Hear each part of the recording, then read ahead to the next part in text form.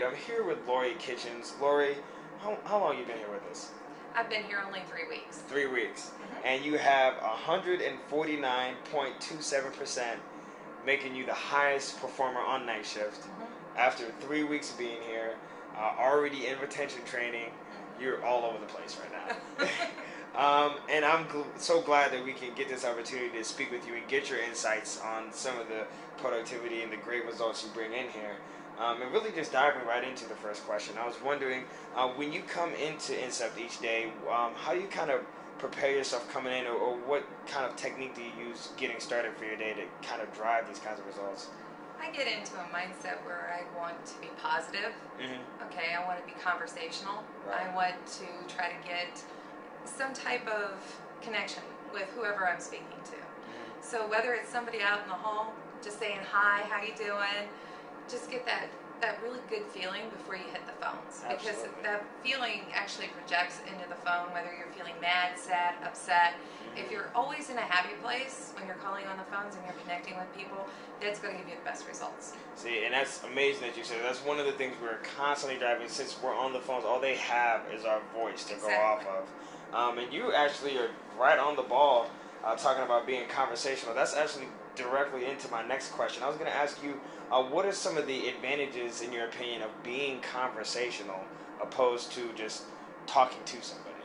One of the things that's nice about being conversational is you get to know who you're talking to. Mm-hmm. Okay, for instance, somebody may say that they have fibromyalgia, which is a very common ailment. But I can relate to that. My mom has it.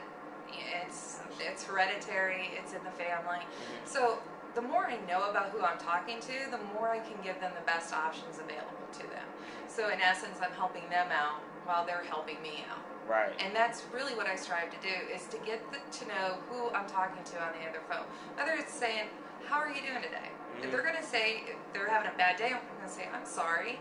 Didn't know you were having a bad day. Let's see if I can help you have a better day. Right. You know, whether it's a good or a positive thing, when I talk to a customer or a donor, it's going to give me the best insight as to how the call's going to go.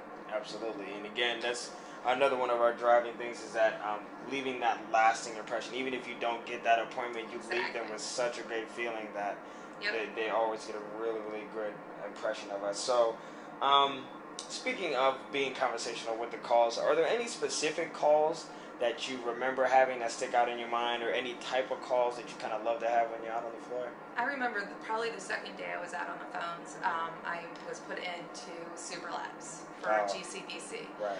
And I remember the feeling I got when I asked the other who picked up the phone, it wasn't our donor or who we were looking for. Mm-hmm. I said, would you be interested in helping with a blood donation? She's like, yeah, I would. And she also says, I'll even bring my 17-year-old son.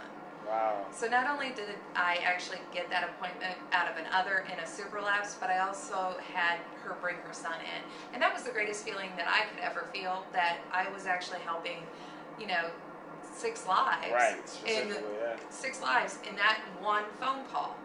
That was a really great feeling, and I think that everybody should have that experience, because really you're doing something to help the community. It's staying in the community. It's not going elsewhere. Right. And local blood yeah, it's something you can believe in. And if you don't buy into what you're selling, you can't sell it. Good point. Mm-hmm. On top of the fact that it's very impressive. Super Labs, very impressive to do that as well. So I know we briefly got a chance to talk. You said that you do have contact center experience? Yeah, but prior to coming to Incept, I was 5 years in 60-day collections. Oh, okay. Prior to that, I worked for Time Warner Cable as a trainer for their customer service center. Wow. And then right after probably that, I worked for EBSCO for a short time in the same building.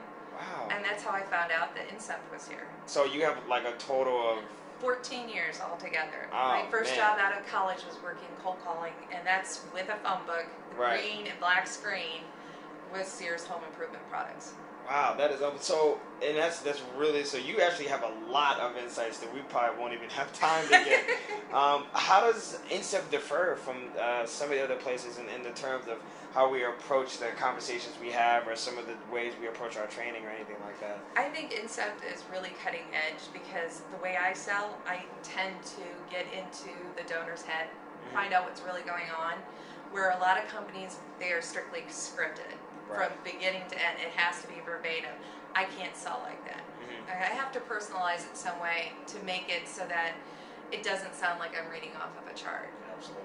Okay, so I always wanted to work for a company that really valued me as a person, took a vested interest in my improvement and where I wanted to be at a set time. So, really wanted to see if I could achieve my goals, and believed in what they said. And in the 14 years, this is the first company that I've seen so far that actually has done that. And I really am excited to be here. Yes, that's so great. So definitely, I can already tell the type of potential that is just brewing inside. What are, looking into the next weeks coming up, top performer spots? Tell us about the hold. Some people do a pretty good job, and you won 49.27%. That's really, really great. What are some of the plans you have as far as the upcoming weeks to try to help you stay top performer, or maybe even on the flip side for someone whose percents aren't as high as they would like it to be? What are any advice you can give or anything? My main goal here is really to move up the ladder. I am very much a competitive person, so if I'm going to strive to do something, I'm going to strive to be the best at it. Absolutely. And that's my attitude when I come into anything. My grandfather always taught me that if you're going to do something, do it 110%. So that's what I look at when I come in the door. I'm going to maintain that goal. That's what I'm going to strive for. I'm going to keep extending it. If that means making it to 150%, I'm going to do it.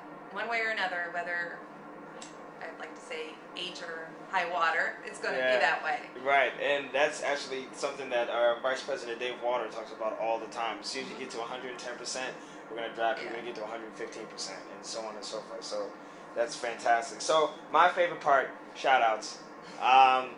Anybody, any team, anything, event, location, favorite TV show, anything at all, feel free to say whatever is on your mind right now. If you want to give a shout out, definitely it's your time to shine. Shout out to Incept Management. I want to move up. I want to move up in the corporate ladder, take advantage of my skills. I'm here to stay. Shout out to my 3 kids. I've got a set of twin boys that are 14 years old. My daughter is going to be 13 on September 16th, so I wish her a happy birthday. Happy early birthday. Happy early birthday, and I'm just excited to be here.